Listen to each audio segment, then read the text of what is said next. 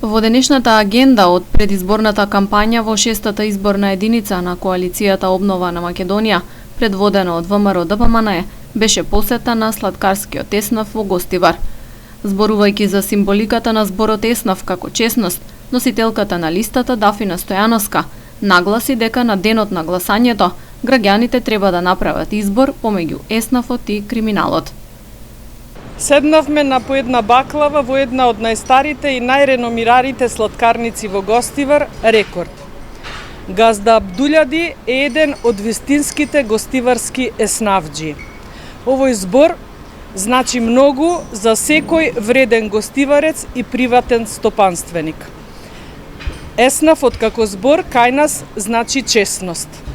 Јас жалам што изминативе 2 години имавме можност да имаме премиер без Е од еснав.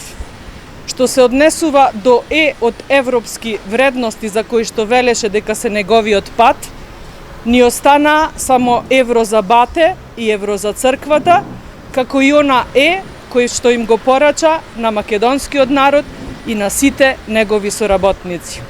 Затоа, на 15 јули, изборот е помеѓу еснавот и честност, еснавот и криминалот, или помеѓу честноста и искривената кичма. Активностите на коалицијата Обнова на Македонија денес во Гостивар продолжија со средба со граѓани во градскиот парк. Вчера попладне пак во Тетово Стојановско оствари средба со бранителите и Издруженијето на воени инвалиди.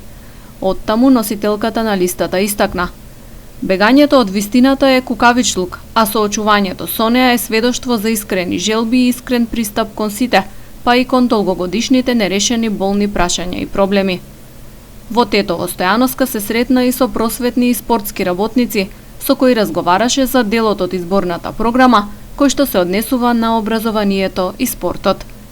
Вистинската обнова на државата треба да почне со промена на менталитетот на сите засегнати страни, учители, родители и ученици, просветните и спортските работници, спортските клубови и индивидуалните спортисти.